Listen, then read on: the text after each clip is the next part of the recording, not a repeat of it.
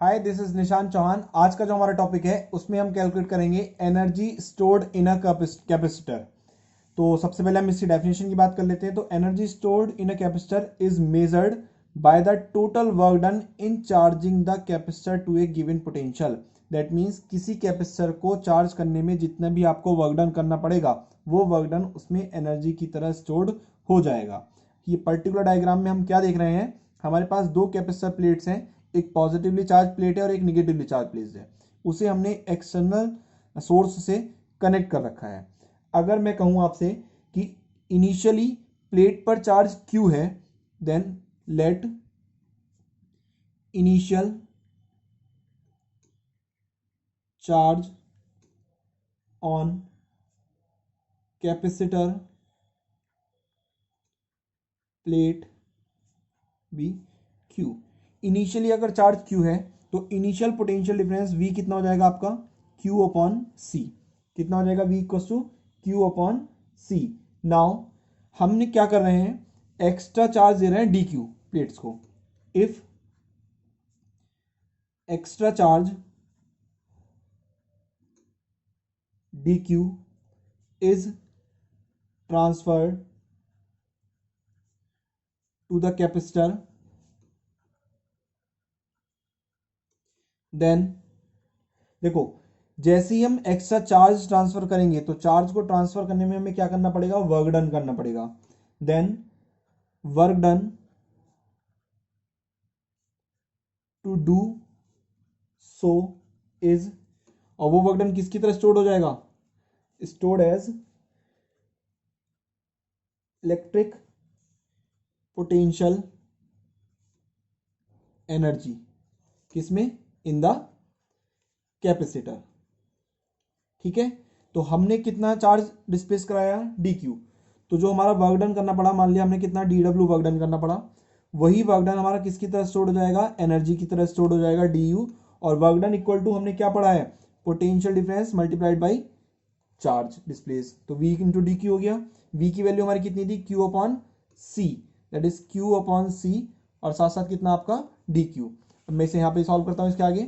तो जैसे ही हमने इस वैल्यू पुट करी तो ये हमारा कितना आ गया, यहाँ से ये आ गया हमारा du equal Q upon C DQ।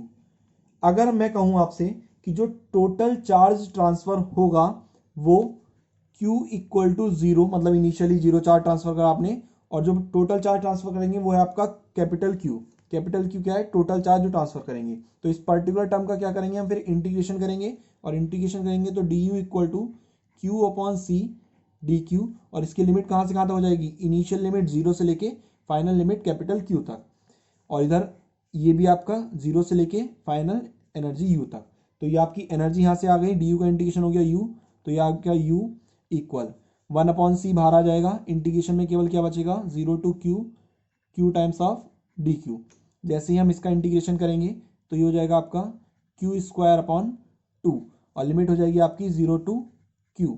अपर लिमिट माइनस लोअर लिमिट कर देंगे, 1/C एज इट इज, ये हो गया आपका capital Q square upon 2 minus 0।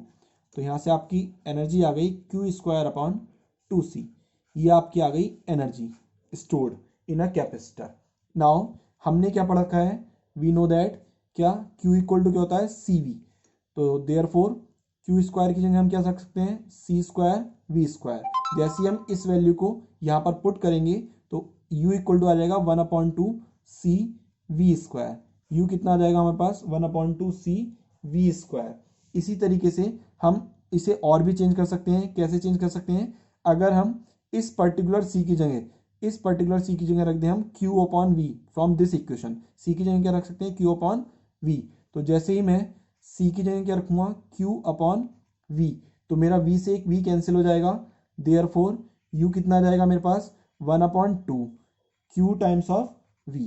ये आपके एनर्जी स्टोर्ड के डिफरेंट फॉर्मूले आ गए। क्वेश्चंस में, न्यूमेरिकल्स में जो डाटा गिवन होगा उसके अकॉर्डिंग हम फॉर्मूला यूज करेंगे। एक बार फिर से देख लीजिए, हमने क्या करना था, एनर्जी स्टोर्ड निकालना था कैपेसिटर में। हमने दो कैपेसिटर प्लेट ली, एक पॉजिटिवली चार्ज थी और एक निगेटिवली चार्ज थी, जिसे हमने एक्सटर्नल सोर्स से कनेक्ट कर रखा था। जो एनर्जी होती है वो होती है measured by, it is measured by the total work done in charging the capacitor to a given potential. एक पर्टिकुलर पोटेंशियल तक कैपेसिटर को चार्ज करने में जितना भी आपको वर्क डन करना पड़ेगा वही क्या होती है, एनर्जी स्टोर हो जाती है। हमने माना इनिशियली चार्ज कैपेसिटर प्लेट पे कितना था, क्यू था, देन पोटेंशियल वी कितना हो गया आपका, क्यू अपॉन सी। अगर हम कहें कि extra charge D Q transfer करेंगे हम टू द कैपेसिटर को, then work done to do so is stored as electric potential energy. तो जितना भी वर्क डन करेंगे वो किसकी तरह स्टोर्ड होगा, इलेक्ट्रिक पोटेंशियल एनर्जी की तरह। तो उस सिचुएशन में वर्क डन पोटेंशियल एनर्जी के इक्वल आया, और वही किसके इक्वल आ गया, V times of D Q. क्यों, क्योंकि work done equal to potential difference into charge. तो वी की वैल्यू हमने ऊपर से रखी कितनी, Q upon C D Q. अब इनिशियली चार्ज जीरो से मैक्सिमम चार्ज कितना ट्रांसफर हो रहा है, कैपिटल क्यू। तो हमने इस पर्टिकुलर टर्म की क्या कर दिया, इंटीग्रेशन करा। इंटीग्रेशन करने के बाद हमारा जो एनर्जी आई वो कितनी आई, Q square upon two C. By using Q equal to C V हमने इस पर्टिकुलर फॉर्मूले को चेंज कर दिया in terms of C and V, same as. फिर इस फॉर्मूले की हेल्प से हमने इसमें इसी फॉर्मूले को किसमें चेंज कर दिया, in terms of Q and V. इस तरह से हमसे जुड़ने के लिए वीडियो को लाइक करें, शेयर करें और हमारे चैनल को सब्सक्राइब करना ना भूलें। धन्यवाद।